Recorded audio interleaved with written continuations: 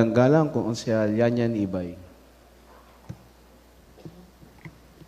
Thank you, Your Honor. I just like to exercise my right, but to a personal and collective privilege. So, being the newest member here in the 12th City Council, I am so grateful because you all have welcomed me here and answered all my questions and queries. So, at the end of the day, all respect will be given to you guys. But this decision has been made after careful consideration and reflection on my principles. Galang-galang kung Konsyal Yanyan Ibay. Thank you, Your Honor. I just like to exercise my right, but to a personal and collective privilege. So, being the newest member here in the 12th City Council, I am so grateful because you all have welcomed me here and answered all my questions and queries. So, at the end of the day, all respect will be given to you guys. But this decision has been made after careful consideration and reflection on my principles and the direction that I believe is best for me and the community that I do serve as of the moment. So, at the end of the day, I am committed to continuing to serve the interest of my constituents with integrity and dedication, despite this change in party affiliation. So, with that being said, I'd like to manifest that I am resigning from the majority and would like to be part of the minority. I also would like to raise a parliamentary inquiry into the operations and current status of my committee following the recent significant changes within the council, including resignations from the majority party. So, as of the moment, I am the chairperson for youth welfare and sports development, and I just like to ask the presiding officer if this will be stripped away from me or will I still be the chairperson of the said committee po. 1 minute recess declared by the chair. Resume. Galang-galang kung Konsyal Yanyan Ibay. Minumungkahi ko po. Personal and collective privilege, Your Honor. Councilor Yanyan Ibay is recognized. Thank you po, Your Honor. I rise to raise a question of personal and collective privilege pertaining to the removal of the Committee on Youth Welfare and Sports Development, which this humble representation chairs. It is with a heavy heart and a sense of responsibility that I bring these issues to light. Last August 13, 2024, I was taken aback when I was informed that the Committee on Youth Welfare and Sports Development was removed and was allegedly reverted back to the former Committee on Family Relations, Moral Recovery, and Youth Values Formation and Development, chaired by Councilor Science Reyes, and Committee on Education and Sports, chaired by Councilor Fafagoso, even though no less than the presiding officer answered during the August 1, 2024 session that the Committee on Youth Welfare and Sports Development shall not be taken away from me since the same was mandated by Section 22 of Republic Act 10742 as amended by Section 8 of Republic Act 11768 or the SK Reform Act, which reads as follows. Section 22, membership in the Sanggunian and local special bodies. The duly elected president of the Federasyon ng Sangguniang Kabataan at all levels shall serve as ex-officio member of the Sangguniang Bayan, Sangguniang Panlungsod, and Sangguniang Panlalawigan respectively, and shall be the chairperson of the Committee on Youth and Sports Development in the said Sanggunian, and a regular member of the Committees on Education, Environment, Employment, and Livelihood, Health and Anti-Drug Abuse, and Gender and Development. The Committee on Youth Welfare and Sports Development clearly falls under my jurisdiction. We have already made adjustments and reorganizations to align with this act. So why have we reverted back to the previous composition? Tinama na nga po natin yung mali, binalik na naman natin sa mali. This raises an important question. Does the IRP of the City Council of Manila supersede the Republic Act of the Philippines? You mean to tell me, Your Honor, na mas authoritative ang internal rules ng ating konseho kesa sa batas ng Pilipinas? The very essence of this provision goes back to Section 13, Article 2 of the Philippine Constitution, which reads as follows. Section 13, the state recognizes the vital role of the youth in nation building and shall promote and protect their physical, moral, spiritual, intellectual, and social well-being. It shall inculcate in the youth patriotism and nationalism and encourage their involvement in public and civic affairs, emphasizing the encouragement of their involvement in public and civic affairs. So the decision to revert to separate committees contradicts not only the SK Reform Act, but also the intent of Section 13 of the Philippine Constitution. Allow me to call your attention to the interpretation of the Supreme Court on the delegated legislative power of the local Sanggunian, citing the following. Magtahas versus Price Properties Corp. Incorporated, GR number 111097. The ordinance must satisfy two requirements. It must pass the test of constitutionality and the test of consistency with prevailing laws. Ordinances should be constitutional to uphold the principle of the supremacy of the Constitution. The requirement that the enactment must not violate existing laws emphasizes the principle that local government units can only legislate by virtue of their derivative legislative power, which is a delegation from the national legislature. The delegate cannot be superior to the principal or exercise powers beyond those of the latter. Another one is from Solicitor General versus MMDA et al. GR number 102782. The requirement that an enactment must not violate existing laws is self-explanatory. Local political subdivisions can legislate only through a valid delegation of legislative power from the national legislature, with the exception that the Constitution itself confers the power to create their own sources of revenue and levy taxes. They are essentially agents with what is known as subordinate legislative power. As delegates of Congress, local government units cannot contravene but must always obey the will of their principal. In the case at hand, the local enactment in question, which is purely local in origin, cannot prevail over a decree that has the force and effect of a statute. It is clear that any local enactment must not contradict national laws, as the delegated power cannot be superior to that of the principal. Additionally, I must point out that the removal of my committee, despite my role as SK Federation President, sets a troubling precedent. It implies that if the current administration disagrees with an official, such as the SK Federation President, they can be stripped of their responsibilities. This creates a dangerous precedent that could influence similar actions at the barangay level, undermining the stability and impartiality of our leadership structures. Your Honor, ito pong tinanggal niyong committee sa akin ay applicable din po sa mga SK chairman ng buong lungsod ng Maynila. So kung kaya niyo to gawin sa akin, kaya niyo rin po to gawin barangay level po. So I'm asking you, Your Honor, sino po sa atin ang namumulitika? Parliamentary inquiry, Your Honor. Does the IRP supersede the Republic Act of the Philippines and the Philippine Constitution? Yes or no? Punong Mayorya. Your Honor, point of order po. The question is directed to you, not to Mr. Majority Floor Leader. Isang minutong pagpapahinga. Your Honor, Bawal pong recess na pumalakpak. naman. Bawal pong palakpak.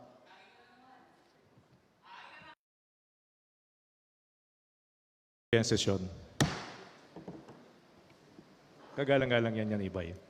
Again, Your Honor, I would like to unequivocally refute all the baseless accusations thrown at me in last week's session po. So I have here everything that I have done for the City Council in the 8 months that I have been here. So I'm going to start off with the resolutions po. The first resolution is a resolution calling the Department of the Interior and Local Government for the deferment of implementation of the stringent requirements for the Sangguniang Kabataan Treasurers to their assumption of office. So because of this resolution po, ang TESDA po ay nag-reach out sa amin at sila po ay nag-formulate at nag-implement ng 2-day training para po hindi po mahirapan ng mga SK Treasurer dahil ang sinasuggest po na TESDA na training po ay 33 days, which if titignan naman po natin yung honorarium ng mga SK Treasurers, mga 1,000 pesos per month lang yun, hindi po enough yun para po sila po ay magsagawa ng 33-day training. So, dahil po sa resolution na ito, 2 days na lang po yung naging training ng ating mga SK Treasurers at dahil din po doon nakapag-bonding ang mga SK Chairman at SK Treasurer at nabuksan po ang kanilang mga bank account. So ito po ang pinakaunang crucial na resolution na ginawa ko po para sa 12th City Council po ng lungsod ng Maynila. Ang pangalawang resolution naman po na aking ginawa is a resolution concurring with the 3-year Local Youth Development Plan for 2024 to 2026 as adopted and approved by the Local Youth Development Council of the City of Manila. Your Honor, ako po ang pinakaunang SK Federation President sa lungsod ng Maynila na gumawa po ng 3-year Local Youth Development Plan in the city. Ito pong Local Youth Development Plan na ito po ang Local Youth Development Plan po natin. Ito po ay pinagpuyatan po namin ng Manila Youth Development Council. So, ang pagsasaad po at pagsasabi na wala po akong nagawa para sa konsehong ito at para sa kabataan po ng lungsod ng Maynila ay nakakabastos hindi lamang po sa akin, nakakabastos po ito sa SK Federation, pati na rin po sa Manila Youth Development Council na binubuo po ng iba't ibang youth organizations at youth-serving organizations. Ang next na resolution naman po ay resolution congratulating the Department of Health in setting a new Guinness World Record for the largest human lung formation. So, ito pong resolution po na ito at yung naganap po na human lung formation noong March po, ay pinagtulungan po namin ng Manila Health Department kung saan po, actually kami pa po sa office namin po sa SK Federation, kami pa po yung nagrenta po ng truck at pumunta ng Mandaluyong para po i-distribute, kunin at i-distribute lahat po ng mga materials na nagagamitin sa human lung formation na ito. Hindi po magagawa tong Guinness World Record na ito kung wala po yung mga SK officials ng lungsod ng Maynila dahil ito pong human lung formation po na ito ay co-comprise po ng around 25% po ng SK officials and that is only in the city of Manila po. So again, to say na I haven't done anything for the city council and the city of Manila is pretty much baseless. I'd also like to point out yung sinabi po ng ating regular presiding officer na wala pa po akong ordinansa na nagagawa po para sa lungsod ng Maynila. That is false, Your Honor. I have two draft ordinances po. Waiting na lang po ito for second reading. I passed it last May 22 po. The first one is an ordinance granting cash incentives and certificates of recognitions as rewards to tertiary or college graduates with Latin honors. So, ang nakalagay po dito sa proposed ordinance ko, ang mga gagraduate po na mga Manilenyo na summa cum laude ay makakakuha po ng 20,000 pesos, magna cum laude 15,000 pesos at cum laude po 10,000 pesos. Meron din po akong isa pang ordinansa amending City Ordinance 8568 by expanding po yung coverage ng mga recipients po ng 1,000 monthly allowance. So nilagay ko rin po dito na lahat po ng SK officials na nag-aaral po sa State University or college ay maisama na hindi lamang po ang mga mag-aaral ng PLM at UDM po ang makakapagbenepisyo sa cash incentives po na ito.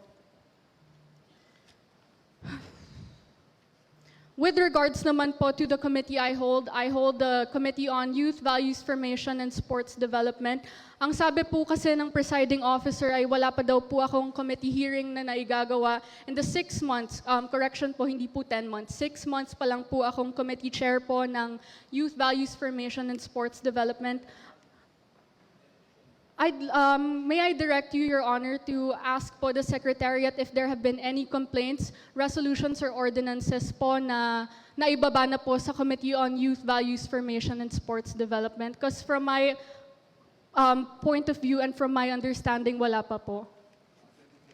Therefore, wala pa pong nagiging committee hearing ang Committee on Youth, Values, Formation, and Sports Development. Dahil lahat po ng problema na naibababa sa amin sa SK Federation ay nai-resolve po namin ito and merong compromise na nangyayari within the office po. With regards to my attendance naman po, Your Honor, I think records will show that I am very much active in this August chamber. So, if you could kindly direct the Secretary to the City Council to upload the records on the Manila City Council page, that would be very nice po because records will show that I am pretty much active in this August chamber. And yung mga sinasabi po ng ating regular presiding officer na umaalis po ako, Your Honor, being an ex-officio city councilor in the City of Manila isn't my only function. I also function as the SK Federation President, meaning lahat po ng mga barangay sa Maynila ay binababaan ko po, all districts po ito. I am also a student of De La Salle University taking up a course in medical biology and a minor in marketing strategy, and I also intern for Metro Manila Health and Research Development Consortium. So, yung mga sinasabi po ng ating regular presiding officer na minsan umaalis po ako, Your Honor, I have other functions aside from being the ex-officio member of the 12th City Council. And I think naman po, kahit naman po umaalis ako, meron naman po akong nagagawa. And records will show that I have resolutions and ordinances that benefit the youth and cater to the youth. So, hindi ko po nagigets kung saan po nanggagaling yun. Because, in all honesty, Your Honor, I am very much active in this August chamber and hindi ko po alam bakit ako yung napag-inita with regards to attendance po. So, I don't know, Your Honor, because hindi ko po alam kung hindi lang po ba ako nakikita ng ating regular presiding officer because in the 8 months po that I have been here, I'd like to say na I've seen Councilor Apple Nieto preside more than he has. So I don't know if that's, hindi lang po nagtutugma yung schedule namin ng ating regular presiding officer.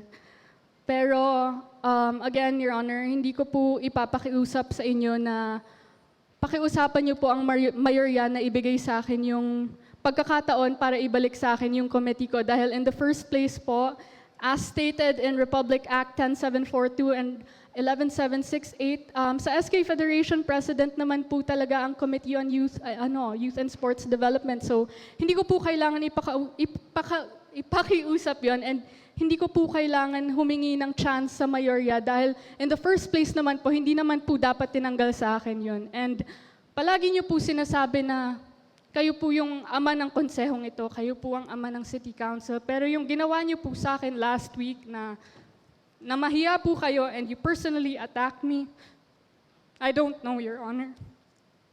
Hindi kaya gawin sa akin ng ama ko yun.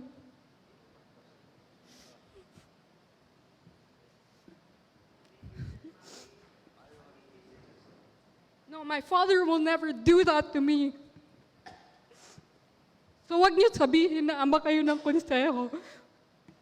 Because my father will never do that to me. Hindi niya ako ipapahiya sa maraming tao. Hindi niya ako ipapahiya, lalo na sa buong lungsod ng Maynila.